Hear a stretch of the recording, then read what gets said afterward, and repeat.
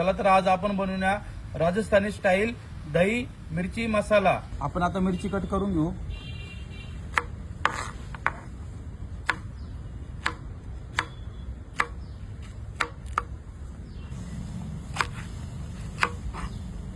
अशा पद्धतीने सर्व मिरच्या कट करून घेऊ।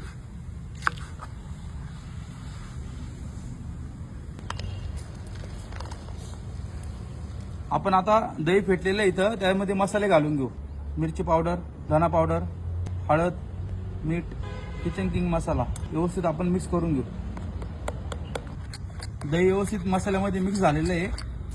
आपण आता भाजीची तयारी करून घेऊ। गावठी तूप,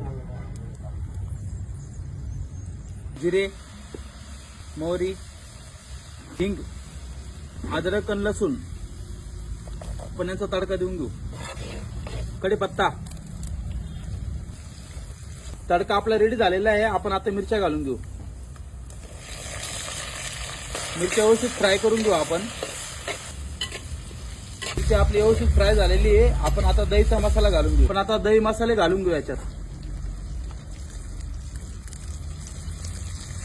व्यवस्थित मिक्स करून घेऊ। राजस्थानी स्टाईल दही मिरची मसाला रेडी झालाय। आपण आता सर्व करून घेऊ। ही भाजी तुम्ही राईस किंवा चपाती सोबत खाऊ शकता।